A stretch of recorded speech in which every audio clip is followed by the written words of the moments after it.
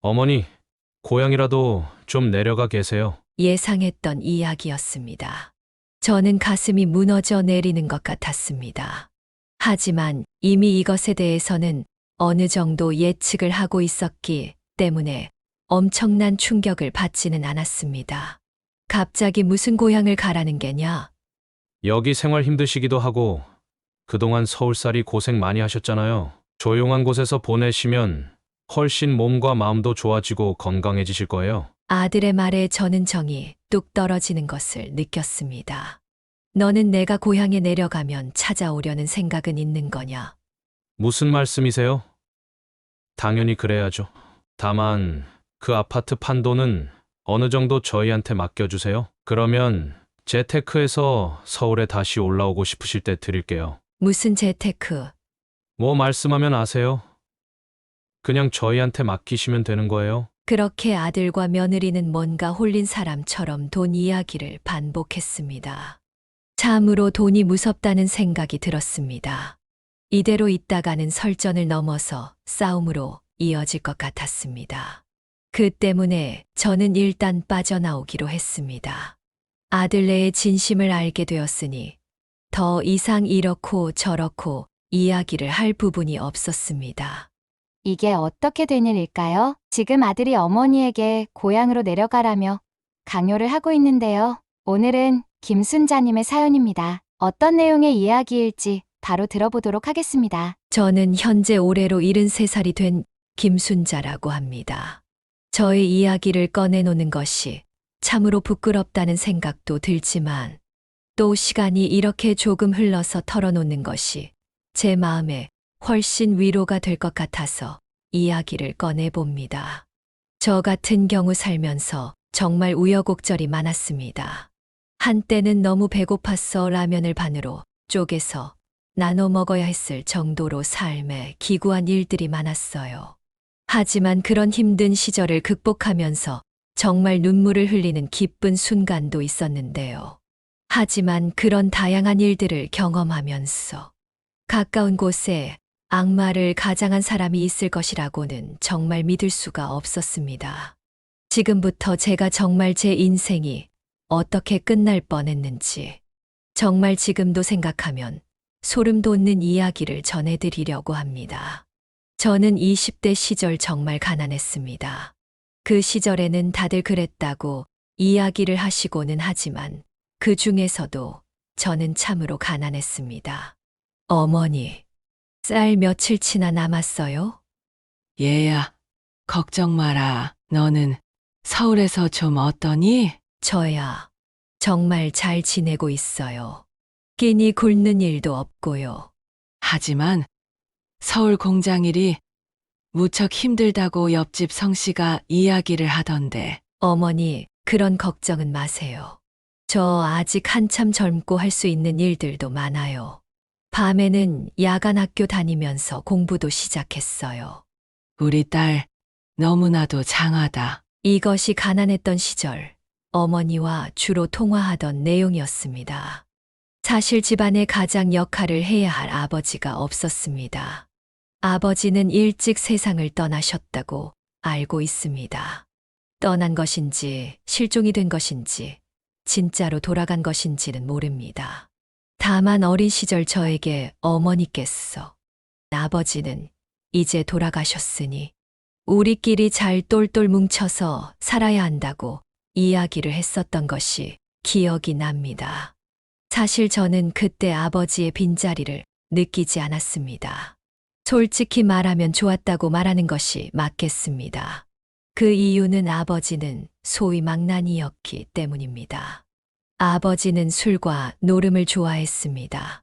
어릴 적 우리들 앞에서 어머니에게 폭행을 행사했던 기억이 선합니다. 그 기억은 지금도 너무나도 충격적이고 아픈 기억입니다. 그렇게 어린 여동생 둘과 저 그리고 어머니는 오랜 기간 정말 가난한 시절을 살아야 했습니다. 판자촌 생활은 정말 쉽지 않았죠. 어머니, 또 비가 새는 것 같아요. 그래? 양동이 좀 가져오너라. 방바닥에만 물이 안 스며들면 되니 걱정하지 말으렴. 늘상 이런 대화를 했었습니다. 지금은 저렇게 사는 사람이 있다고? 다른 나라 이야기 아니야? 이렇게 말하시는 분들이 있을 수도 있지만 그 시절에는 저처럼 사는 사람들이 생각보다 많이 있었습니다. 하지만 그 이후 어머니는 형편이 좀 나아질까 싶을 때 병환을 얻고 돌아가셨습니다. 배고프게 살지 말 거라. 순자야, 어머니의 마지막 말씀이었습니다. 어머니의 이런 말씀은 제게 정말 큰 위로가 되기도 했고 또 삶의 새로운 목표가 되었습니다. 그렇게 서울에서 공장 일을 계속해서 해나갔습니다. 그러다가 목수일을 하는 남편을 만나게 되었습니다. 남편의 이야기를 들어보니 그이 역시도 만만치 않은 삶을 살아온 사람이었습니다. 그래서 좋았던 것 같습니다. 남편은 사람 힘든 것을 알고 늘 배려를 해줄 줄 아는 그런 사람이었습니다. 남편 같은 경우 거제도 출신이었습니다. 그런데 혈혈단신으로 서울까지 올라와서 정말 열심히 사는 사람이었습니다. 그러다가 남편과 저 둘 사이에 아들이 태어나게 되었죠. 아이를 위해서 지금부터 재산을 조금씩이라도 모아봐야겠어. 아니, 우리 사는 것도 빠듯한데 괜찮겠어요. 그래도 아이는 우리들처럼 힘들게 살지는 않았으면 좋겠거든. 그러면 저도 일을 좀 알아볼게요. 무슨 말이야, 그게. 아이에게는 엄마가 필요해. 내가 주말에 좀 더 일을 하고 또 야간에 할 수 있는 일들도 알아볼게.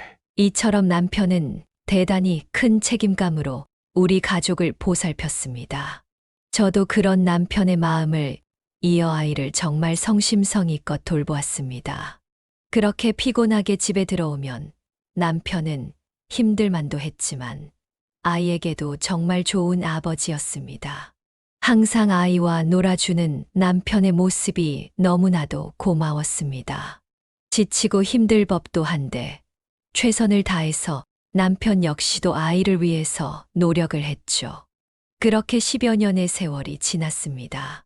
삶은 이제 정상적으로 자리를 잡고 좋은 방향으로 가는 듯 했습니다. 정말 우리 가족이 부단히 노력한 결과였습니다. 우리가 단칸방에서 이런 집을 얻을 수 있을 것이라고는 생각도 못했는데 그러게요. 세상이 정말 좋아진 것 같아요. 당신이 노력한 덕분이지. 그동안 애 키우랴 살림하랴 또 돈 아끼랴 얼마나 고생이 많았소. 고생은요. 당신도 하루하루 힘들고 다치면서까지 일을 계속했었잖아요. 이제 좀 쉬면서 하면 안 돼요? 무슨 소리야. 이제는 일을 안 하면 몸이 아파. 그리고 이제 시작이지. 집 있다고 다 끝나는 것은 아니니까. 우리는 서울 외곽 지역의 작은 집 하나를 얻을 수 있었습니다. 물론 당시에는 잘 사는 사람들보다는 그래도 저희처럼 어려운 사람들이 옹기종기 모여 살던 동네였습니다. 물론 지금은 엄청나게 발전한 곳이 되어서 화려한 곳이 되었지만 그때는 개발도 많이 되지 않은 동네였었죠. 그러다가 저에게 엄청난 시련이 찾아왔습니다. 네, 여보세요? 안녕하세요. 여기 서초구에 있는 병원입니다. 병원에서 무슨 일이시죠? 남편분께서 다치셔서 병원에 오셨는데 보호자님께 연락을 드려야 할 것 같아서요. 청천벽력과도 같은 소리였습니다. 저는 불이 나게 남편이 있는 병원으로 갔습니다. 남편은 인공호흡기를 달고 정신을 차리지 못하고 있었습니다. 건설 현장에서 뭐가 떨어졌는데 남편의 머리를 스치고 지나갔다는 것이었습니다. 그런데 처음에는 괜찮아 보이다가 이후 뇌출혈로 쓰러졌다는 이야기를 들었습니다. 남편은 어떻게 될까요? 일단 상황을 지켜봐야만 하겠습니다. 앞으로 일주일이 고비가 될 수 있습니다. 아니, 어떻게 이런 일이. 저는 눈물을 머금고 남편이 부디 깨어나길 빌었습니다. 하지만 남편은 그대로 식물인간이 되어 버렸습니다. 그리고 20여 일간 사투 끝에 세상을 떠나고 말았습니다. 그때 얼마나 울었는지 모르겠습니다. 정말 남편 없이 어떻게 이 세상을 살아야 할지도 막막했고, 또 남편이 더 이상 제 곁에 없다는 사실이 아예 믿기질 않았습니다. 당시 제 아이가 10대 시절을 막 지나고 있을 때였기 때문에 그 당시 상황은 제가 굳이 이야기를 하지 않아도 너무나도 잘 아실 것이라 생각합니다. 그래서 저는 생활을 유지하기 위해서, 아이를 키우기 위해서 안 해본 일들이 없었습니다.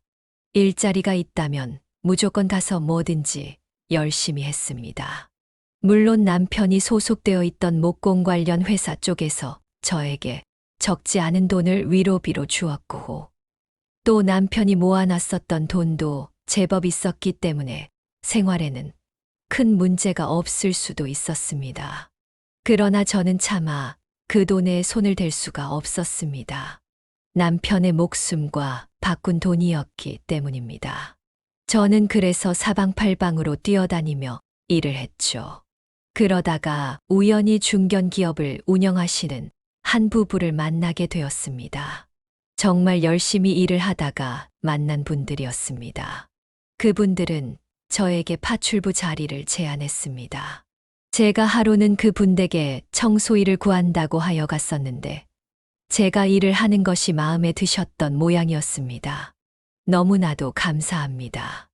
무슨 말씀이세요? 저희야 이렇게 집안을 깨끗이 해주시고 또 음식도 만들어 주시니 너무 감사할 따름인 것을요. 제 기억에 사모님은 정말 친절한 분이셨습니다. 또한 사장님과 사모님 제 딱한 사정을 듣고 전체 거으로 집을 관리해 주는 것이 어떻겠냐며 당시로서는 굉장히 좋은 조건으로 파출부 일을 제안하셨죠. 안 그래도 사람을 구하고 있었는데 참으로 다행이라며 저에게 너무 고맙다는 이야기를 해주시는 것이 더욱 두 분을 특별하게 느끼게 해주었습니다. 그래서 저는 안정적으로 꾸준히 일을 할 수 있다는 것만으로도 너무 감사했고 그 제안을 받아들이게 되었습니다. 그래서 꾸준히 일을 하게 되었습니다. 그 덕분에 저는 안정적으로 일을 할 수 있게 되었고 우리 아이도 무럭무럭 잘 자랄 수 있게 되었습니다. 그러면서 사장님 댁의 모습에 저도 꿈을 꾸게 되었습니다.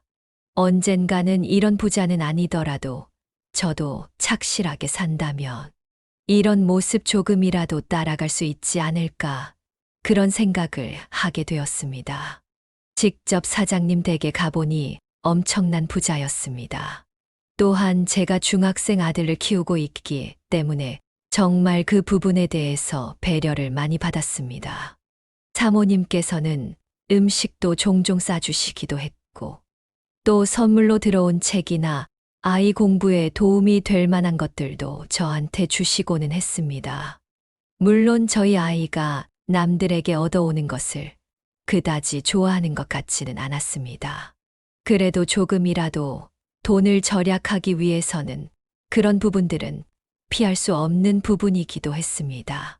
그리고 그렇게 사모님과 정말 많은 이야기도 나누고 점점 가까워질 수 있었습니다. 하지만 제가 최선을 다해서 모든 것을 다 도와드릴 수는 없었습니다. 아이가 많이 크기는 했지만 제 손으로 꼭 밥은 해 먹어야겠다는 그런 생각을 했기 때문입니다. 그래서 급하게 퇴근하고 집에 가서 아이의 저녁은 제가 꼭 챙겨주었습니다. 그래서 사모님께 정말 죄송한 마음이 많이 들고는 했습니다. 원래는 사모님 댁 저녁까지 제가 챙겨야 하는 것이 맞았기 때문입니다.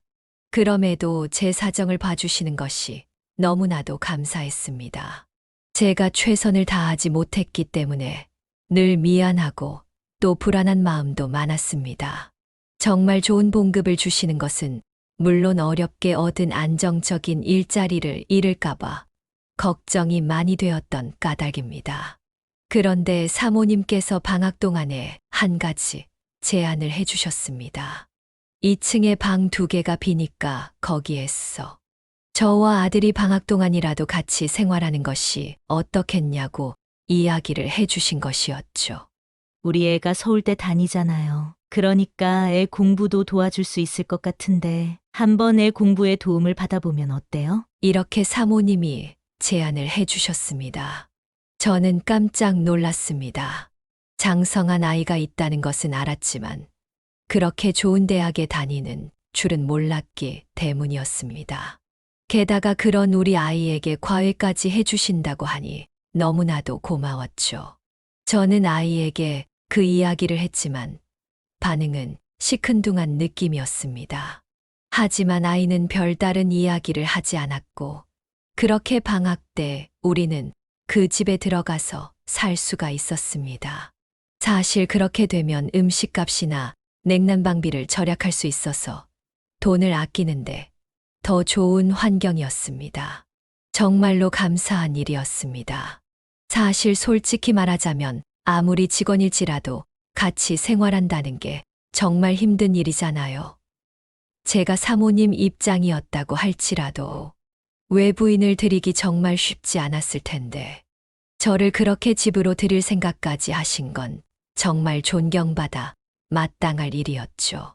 그렇게 방학이면 저는 저희 아이와 함께 그곳에 살았고 저희 집 아이는 얌전하게 시간을 보냈습니다.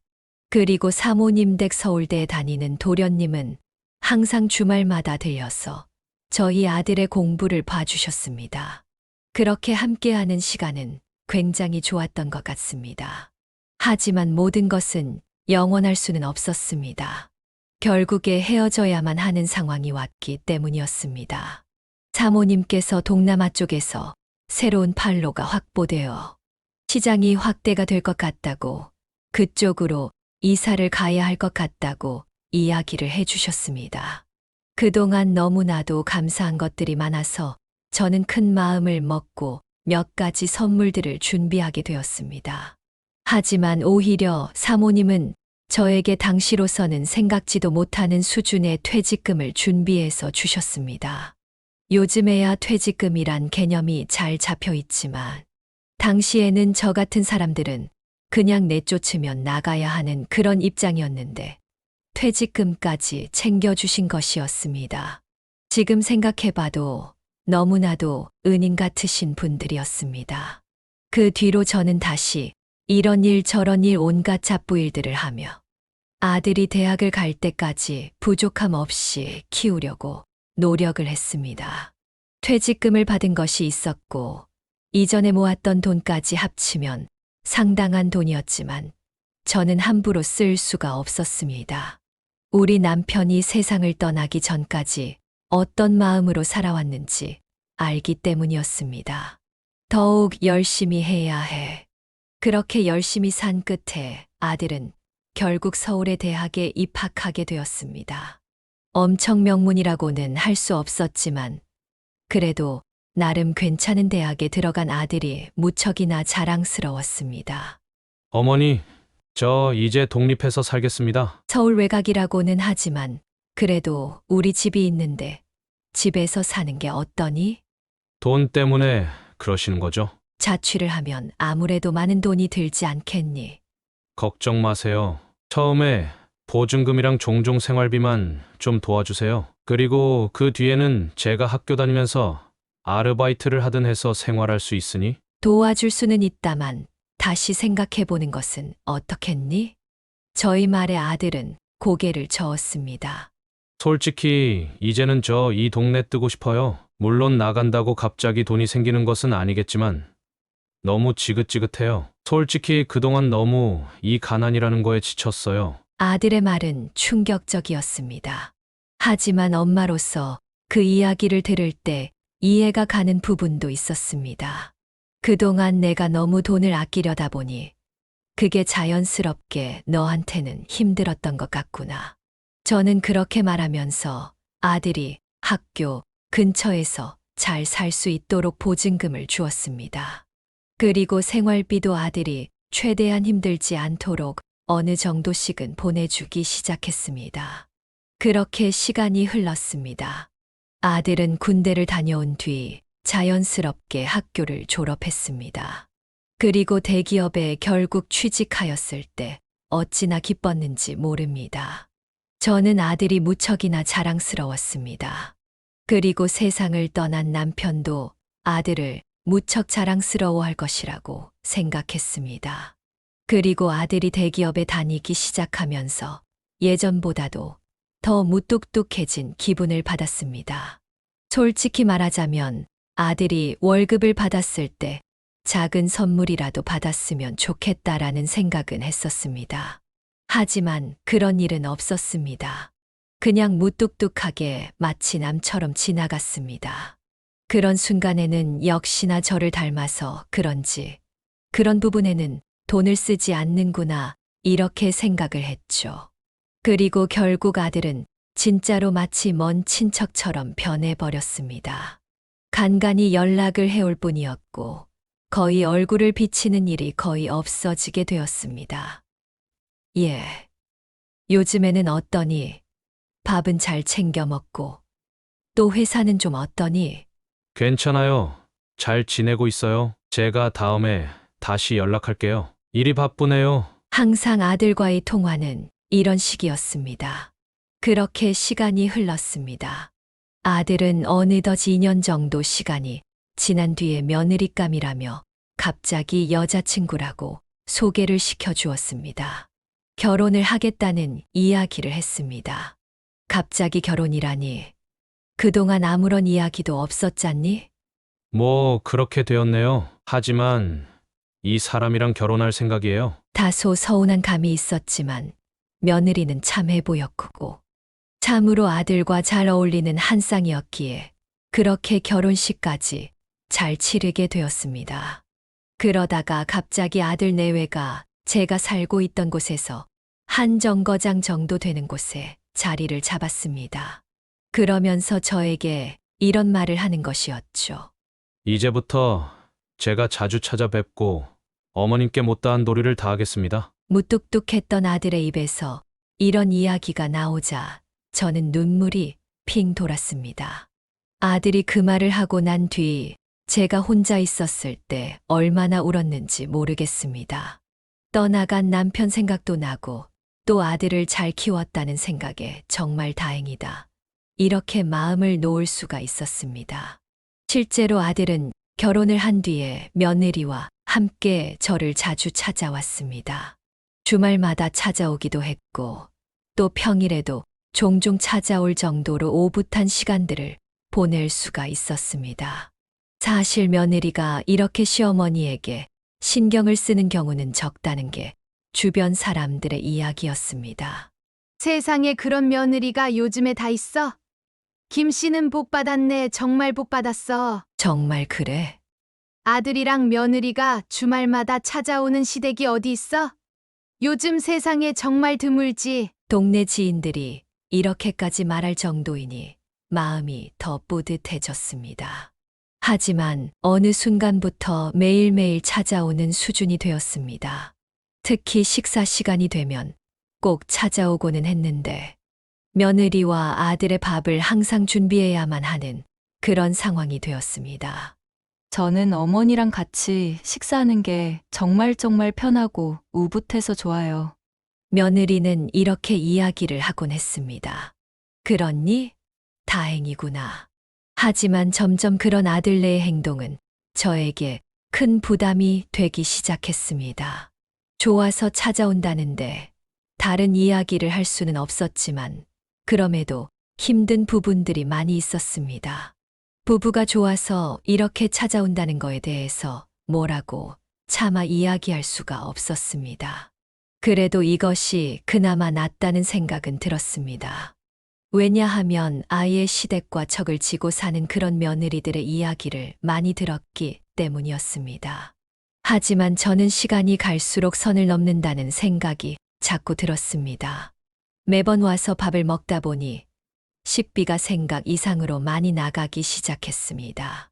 그리고 거의 매일 같이 중노동이 반복되었죠. 사실 아들네 밥을 차려주는 게 예전 같으면 괜찮을 수 있었겠지만 나이가 드니 힘에 부치는 것도 사실이었습니다. 그리고 대충 음식을 할 수도 없는 노릇이었습니다. 그냥 있는 반찬을 꺼내 놓으면 아들 내외는 아예 입에도 반찬을 대지 않더군요. 왜 안 먹니? 오늘은 입맛이 없네요, 어머니. 카드 번호 좀 불러줄래요? 치킨이나 좀 시켜 먹으면 좋을 것 같아요. 아들의 반응이 이랬습니다. 그래서 저는 밥도 꼬박꼬박 제때 최선을 다해서 차려야만 했습니다. 또 한 가지 마음에 걸리는 부분도 있었습니다. 어머니, 다리미 최신 버전인 것 같은데 빌려주시면 안 돼요? 며느리의 말이었습니다. 다리미는 선물을 받은 것이었는데 며느리는 이처럼 뭔가 좋은 게 있을 때마다 이렇게 꼭 물어보고는 했습니다. 저희가 다리미가 고장이 나서 그러는데 며칠만 써봐도 돼요. 쓰고 바로 가져다 놓을게요. 이거 괜찮은지 한번 보고서 저희도 사려고요. 그냥 가져가거라. 나는 이전에 쓰던 다리미도 있어서 괜찮다. 저는 이렇게 말을 했고 며느리는 귀신처럼 다리미를 가져갔습니다. 그렇게 식재료를 가져가거나 반찬을 해놓은 것이 있으면 취향에 따라서 쏙쏙 가져가기 시작했습니다. 그래도 저는 이런 며느리의 모습을 좋은 쪽으로 해석하기 위해서 노력을 했습니다. 알뜰살뜰해서 예전에 저의 모습과 겹쳐 보일 때도 있었기 때문입니다. 아껴야 잘 사는 법이지. 그렇지. 저는 이렇게 긍정적으로 생각했습니다. 그러니 조금은 마음이 편해지는 것 같기도 했습니다. 그러나 점점 그 행동이 심해졌습니다. 어머니, 이 청소기는 어때요? 에어프라이기는 혹시 살 생각 없으세요? 이런 식으로 저에게 뭔가를 사달라는 투의 말투로 늘 저를 압박했습니다. 아들은 그런 모습을 뻔히 보고 있으면서도 아무런 이야기도 하지 않았습니다. 오히려 이런 경우도 있었죠. 그것보다 내가 광고에서 봤는데 대기업에서 나온 그거. 그래, 그게 더 좋은 것 같던데? 이런 식으로 얌체짓을 하기 시작했습니다. 제가 너무나도 아끼는 아들 부부라지만 선을 넘는 행동들이 겹겹이 누적되기 시작했습니다. 그런데 얼마 지나지 않아 반전이 생겼습니다. 바로 며느리가 임신을 하게 된 것이었습니다. 어머니, 저 임신했어요. 속이 요즘에 안 좋아서 병원에 갔는데 글쎄 임신을 했다고 하지 뭐예요. 아이고, 너무 기쁜 소식이구나. 임신을 했을 때는 음식을 잘 챙겨 먹어야 한다. 그래서 저는 또 성심성의껏 정말 좋은 음식들을 만들기 시작했습니다. 사실 저는 그때까지만 하더라도 계속해서 청소하는 일들을 찾아서 하고 있었는데, 그렇게 한 달에 180 정도 벌면 아들내 챙기는데 그 돈을 다 쓰는 것 같았습니다. 임신을 알린 뒤 상황은 더 심각해지고 있었던 것입니다. 그때부터는 대놓고 저에게 찾아오기 시작했었죠. 임신일 때는 엄마 밥이 최고라면서 아들이 안 떨던 너스레까지 떠는 모습이었습니다. 그리고 임신 이후에는 마치 주인이라도 되는 것처럼 저희 집에서 살다시피 했습니다. 솔직히 저는 식모살이가 다시 시작된 느낌이 들었습니다. 하지만 그럼에도 손주가 생겼다는 사실이 그 모든 것을 견디게 해주었습니다. 그리고 이후에 아이가 순산이 될 때까지 거의 저는 며느리를 상전 모시듯이 보살폈습니다. 물론 힘들고 지출도 훨씬 늘어 이제는 통장에 있는 돈들을 까먹기 시작했지만 그래도 손주를 보고 싶은 마음에 잘 참아내었습니다. 그리고 이후에 아이는 순산을 했습니다. 손주를 보니 그동안 며느리와 아들에게 힘들었던 감정들이 다 녹아내리는 것 같았습니다. 그런데 며느리가 출산 이후에는 친정에 가서 지내겠다고 했었는데 그 계획이 바뀌게 되었습니다. 당분간 신세 좀 질 것 같아요. 어머니, 죄송해요. 저희 엄마가 스케줄이 많으셔가지고요. 그래, 뭐 어쩔 수 없지. 필요한 것 있으면 뭐든 말하거라. 저는 이렇게 이야기를 했습니다. 친정에 가지 않는 이유는 즉슨 산후조리를 해야 하는데 사돈이 해외에 갔다는 것이었습니다. 저는 어이가 없었지만 예전에 예약을 해둔 것이라 취소를 하면 돈 몇백을 물어줄 수밖에 없다고 해서 그냥 그러라고 했습니다. 어쨌거나 산후조리는 정말 중요했습니다. 저 같은 경우 산후조리를 제대로 못했었기 때문에 지금도 몸이 아플 때가 있습니다.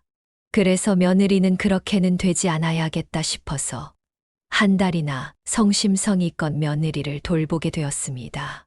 저는 정말 힘든 시간을 보냈습니다. 밤낮으로 간호를 하고 보살피고 그래야 했기 때문입니다. 그리고 아들도 며느리가 여기 있다 보니 퇴근을 하면 바로 여기로 왔고 마치 여기에 살던 사람처럼 눌러앉은 상황이 되어 버렸습니다. 그런데 저는 며느리가 장모가 돌아온 뒤에도 쭉 이곳에 머무는 이유가 궁금했습니다. 그러자 이런 이야기를 하는 며느리였죠. 어머니가 해주는 음식이 얼마나 맛있는데요. 우리 엄마는 요리도 못하고 아무것도 못해가지고 거기 가면 진짜 골병 날 거예요. 그래, 그런 상황이라면 다행이구나. 몸이 다 나을 때까지 있으려무나. 저는 이렇게 이야기를 할 수밖에 없었습니다. 솔직히 며느리의 산후조리를 담당하면서 엄청나게 많은 돈을 쓰게 되었습니다. 심지어 며느리를 돌봐야 했기 때문에 청소일도 못하는 상황이 되었고 계속해서 통장에 모아놨던 돈을 까먹는 상황이었죠. 물론 손주의 얼굴을 보면 금방 힘든 느낌은 사라지고는 했습니다. 하지만 이렇게 사는 것이 맞을까? 이런 고민이 들었던 것도 사실입니다. 그렇게 시간은 흘렀습니다. 그럼에도 상황은 변한 것이 없었습니다. 여전히 며느리는 안방에 누워 있었고 아들은 퇴근하면 소파에 누워서 이것저것 먹으면서 시간을 때웠습니다. 저는 그렇게 둘의 뒷바라지를 늙은 나이에 해야만 하는 처지로 전락을 하고 말았습니다. 그래도 예전에 남편이 물려준 돈과 이래저래 평생을 모았던 돈들이 규모가 있었기 때문에 다행이라는 생각을 했습니다. 하지만 그렇다고 해서 또 놀 수만은 없었습니다. 그래서 다시 일자리를 찾아보려는데 이미 제 자리에는 다른 사람들이 들어가서 일을 하고 있었습니다. 그래서 일자리를 찾으려고 하다가 노인 일자리 사업이라는 것을 알게 되었습니다. 그래서 지원을 했고 거기에 나가서 이런저런 환경미화 일들을 하기 시작했습니다. 그러던 하루는 아들에게 이런 전화가 왔습니다. 어머니, 어디에요? 나 지금 거리 청소하는 중인데. 아니, 집에 와이프밖에 없어가지고요. 밥 좀 먹으려는데. 오늘은 이거 일하느라 못 들어갈 것 같은데 냉장고에 있는 걸로 챙겨 먹어라 아니면 시켜 먹거나. 아, 그거 몇 푼이나 준다고? 거기 가서 일을 해요? 알겠어요. 아들은 저에게 가시돋친 말을 했고 저는 충격을 받았습니다.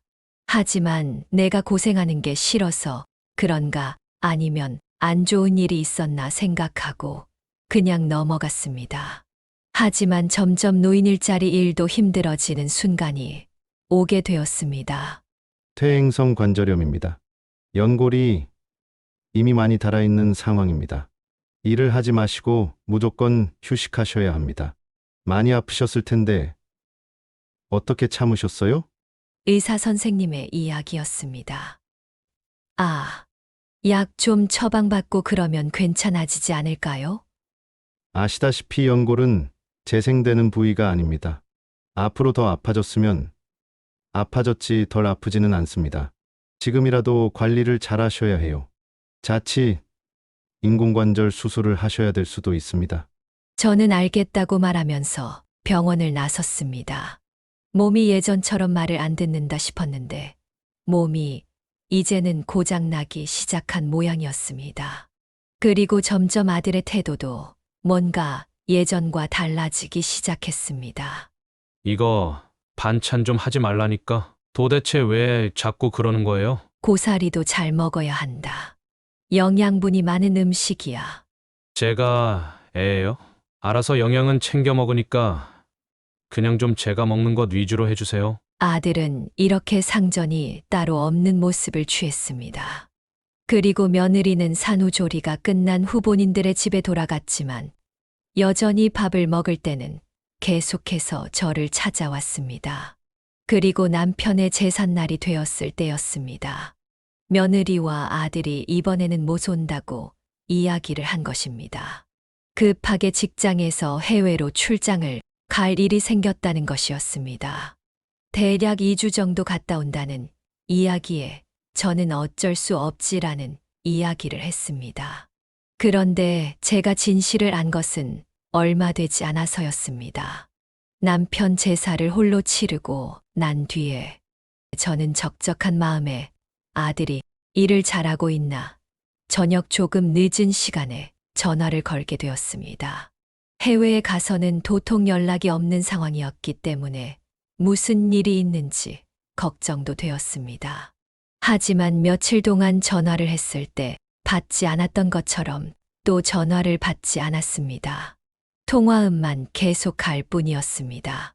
해외에서 전화를 써서 비싸서 못 받나 이런 생각도 했습니다. 그런데 그때였습니다. 툭 하고 전화 받는 소리가 들렸습니다. 여보세요? 예, 명서가. 들리니? 하지만 부스럭거리는 소리만 들리고 다른 소리는 들리지 않았습니다. 아마도 어쩌다가 주머니에 있는 휴대폰이 전화가 받아진 것 같았습니다. 저는 그래서 전화를 끊으려고 하는데 갑자기 말소리가 들리기 시작했습니다. 아니, 어머님 사는 그 집 팔면 돈 꽤 되는 것 아니야? 며느리의 목소리였습니다. 아니, 그거 팔라고 예전부터 가끔 말했는데 팔 생각이 전혀 없더라고. 거기 집값 지금 10억까지 올랐다던데. 뭐 그게 우리 돈이냐? 줘야 우리 돈이지. 우리가 모신다고 말을 하는 건 어때? 뭘 모셔? 뭘 모시긴. 어머니지. 어차피 지금도 어머니 집에서 반쯤은 같이 사는 거랑 비슷하지 않아? 며느리의 말은 충격적이었습니다. 그때였습니다. 더 충격적인 목소리가 등장을 했습니다. 아서라 그런 소리 말아라. 너 시어머니 모시고 산다는 게 어디 쉬운 줄 알아?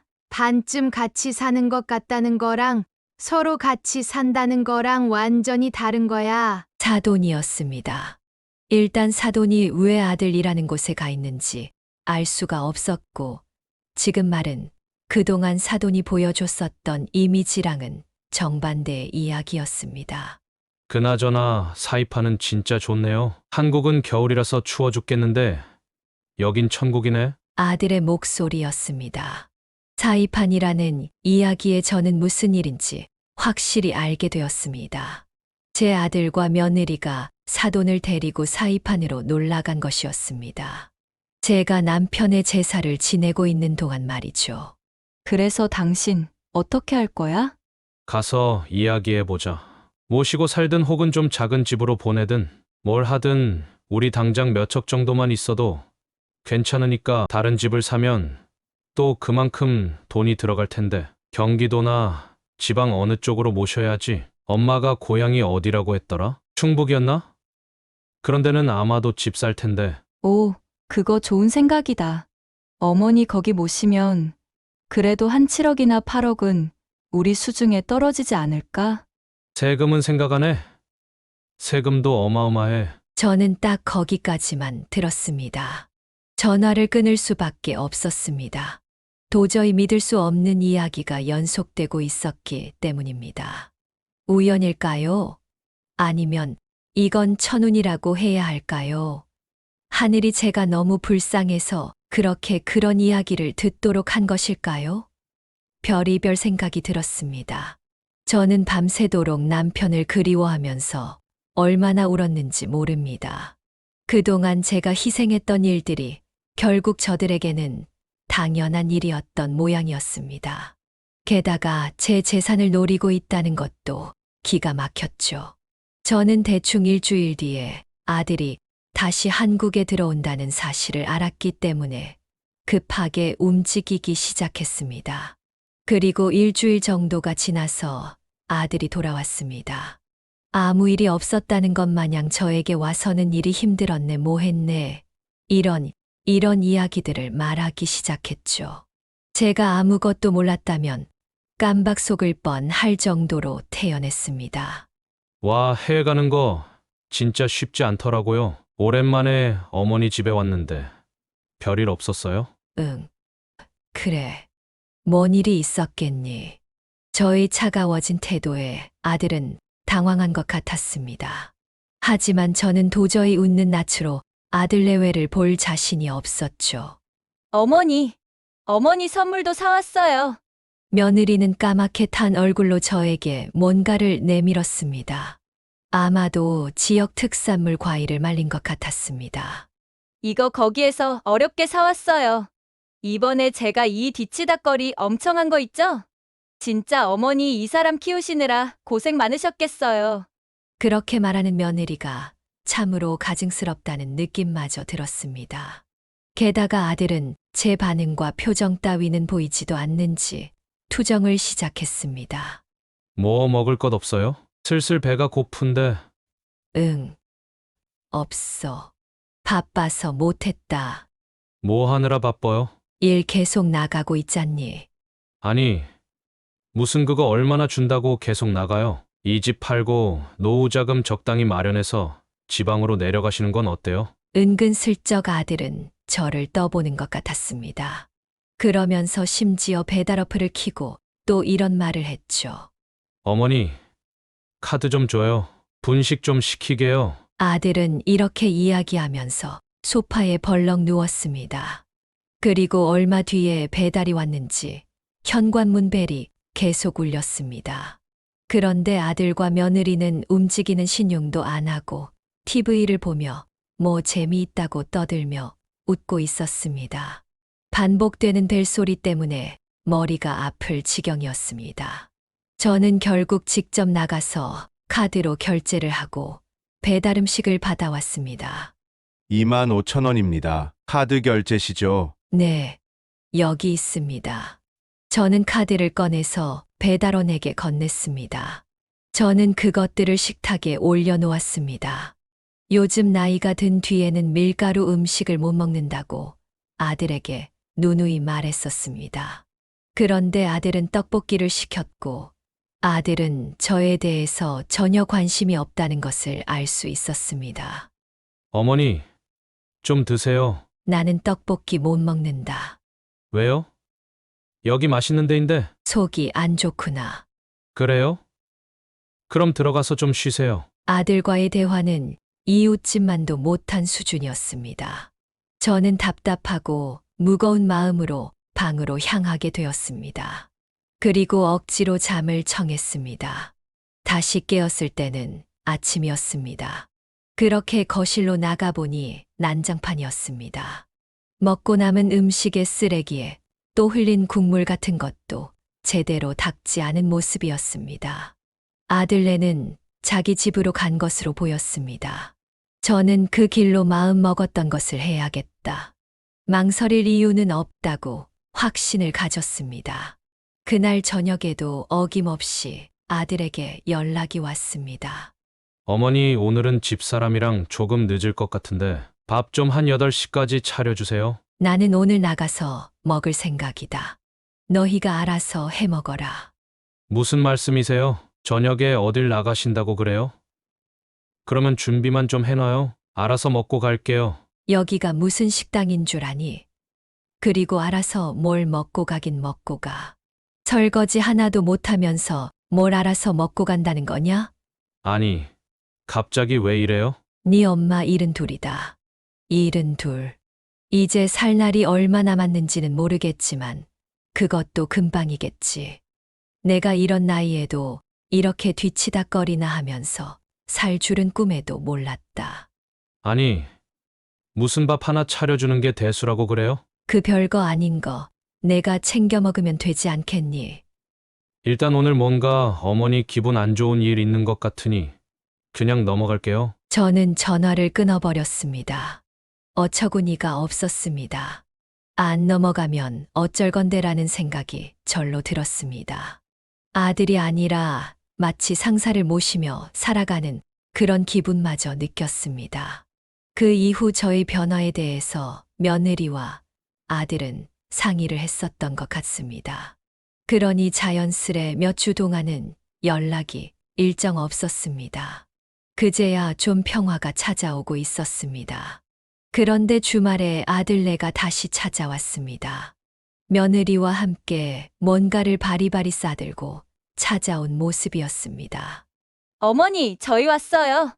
며느리는 아무 일도 없었다는 듯 밝게 웃으면서 집으로 들어왔습니다. 어머니 생각나서 이것저것 사왔지 뭐예요. 음식이랑 또 과일이랑 옷도 하나 사왔어요. 백화점 갔는데 딱 어머니 생각이 나더라고요. 참 이런 모습을 보면 연기를 잘하는 며느리였습니다. 어머니, 도대체 뭔 일이 있으시길래 그런 거예요?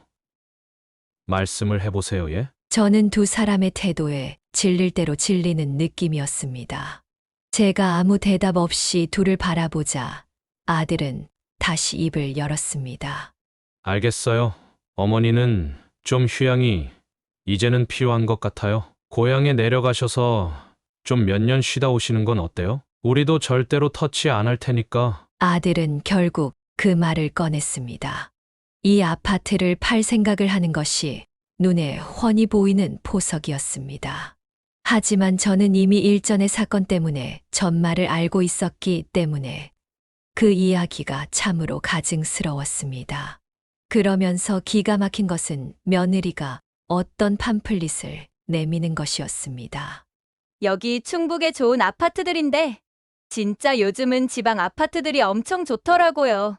저는 그것을 받아들었습니다. 2억 혹은 3억대의 아파트만 골라져 있었습니다.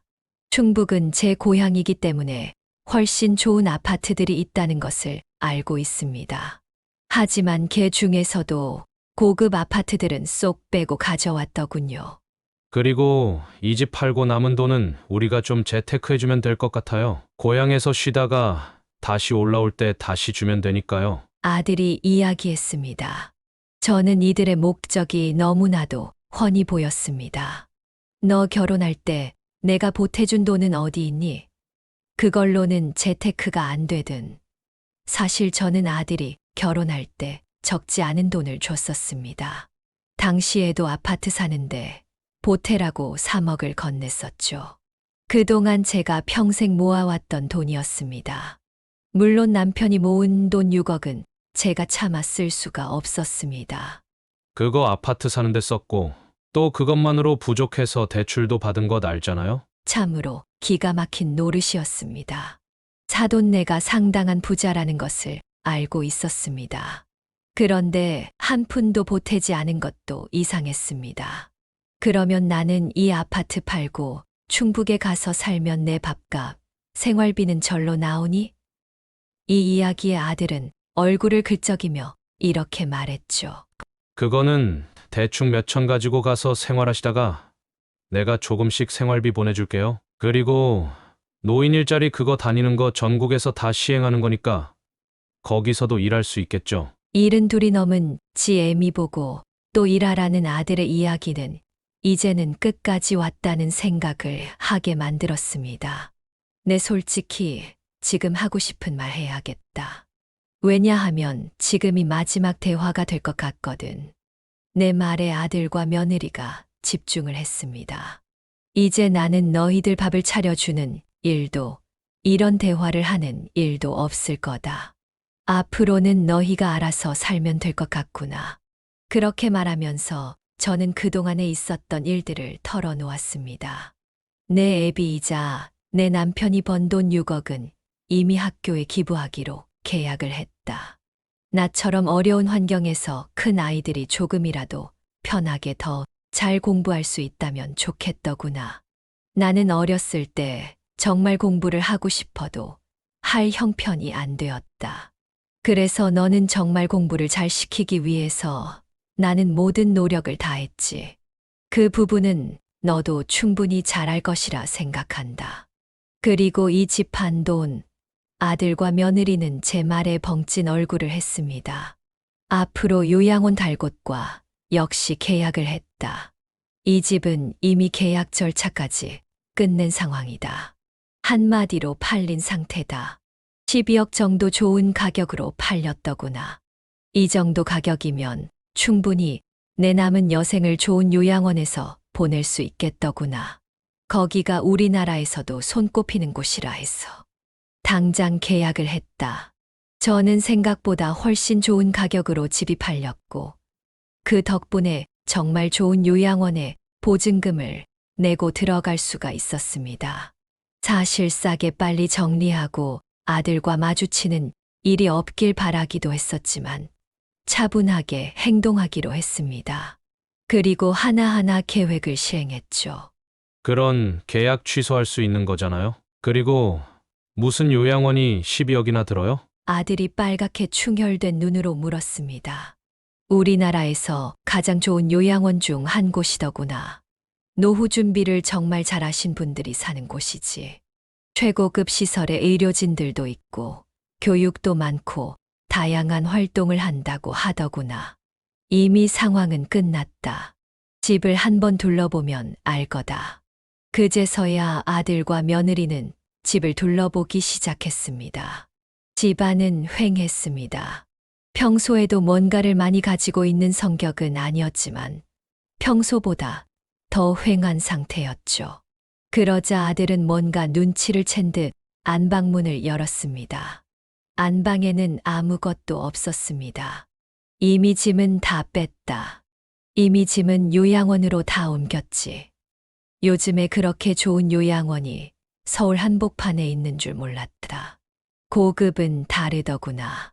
저는 그렇게 몇 마디를 더 한 뒤 집을 나왔습니다.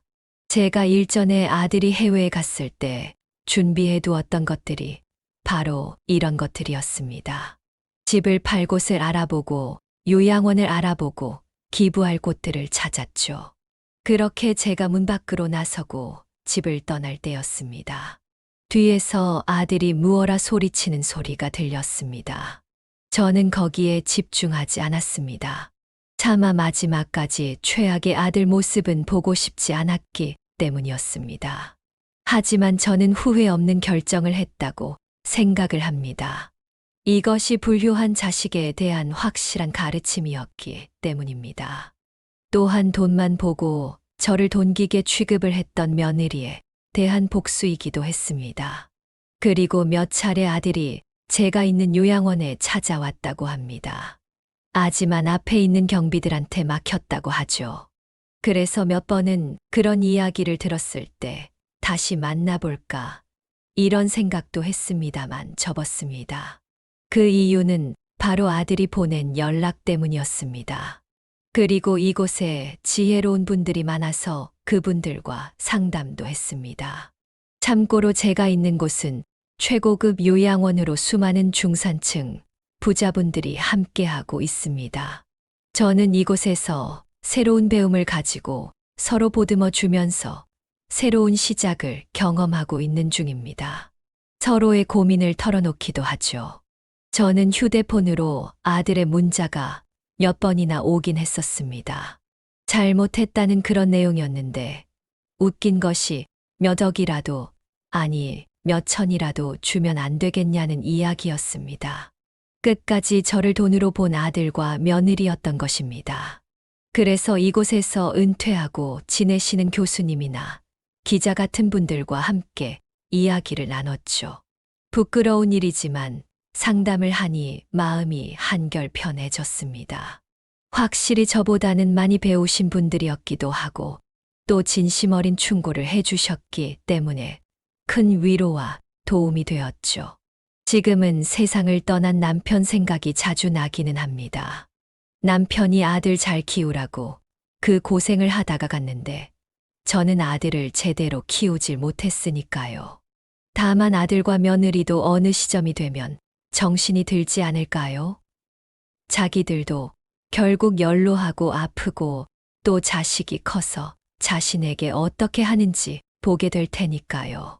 그런 것들을 보면 제가 어떤 마음으로 지금 이 요양원에 와 있는지 깨닫게 되겠지요. 어찌 보면 참으로 가슴 아픈 이야기로 들리겠지만 지금은 후련합니다. 그리고 제 진짜 행복을 위해서 산다는 게 무엇인지 이 늦은 나이에 배우고 있습니다. 그렇게 생각하면 저는 너무나도 제 자신을 잃어버리고 살았던 것 같네요. 제 사연을 들으시는 분들이라면 부디 자신을 잃지 마시고 내 자신을 먼저 생각하는 그런 선택들을 해나가시길 바랍니다. 그것이 저를 위해서도 또 자식을 위해서도 올바른 길이라는 생각을 합니다. 제 사연을 들으시는 분들은 부디 저와 같은 전철을 밟지 않으셨으면 좋겠습니다. 지금까지 제 이야기를 끝까지 들어주셔서 정말 감사합니다. 네, 오늘 이야기는 어떠셨나요? 김순자 할머니는 정말 가진 고생을 하고 남편까지 먼저 떠나보내는 상황에서도 아이를 잘 키우기 위하여 모든 고초를 다 경험해야만 했습니다. 그리고 실제로 아들은 잘 성장을 했는데요. 하지만 아들의 마음은 그렇지 못한 모양이었습니다. 아들이 어머니의 돈을 결국 노리는 상황이 왔고 이것은 충격적인 결말로 이어지게 되었는데요. 아무리 돈이 중요한 세상이라고 하지만 어떻게 자식이 어머니한테 이럴 수가 있는지 모르겠습니다. 자식과 부모는 하늘이 맺어준 연이라고 하였습니다. 하지만 그 연도 분명 어디까지나 서로 존중하고 효를하고 의무를 다하고 지켜야 할 것은 지킬 때 의미가 있는 것이겠죠.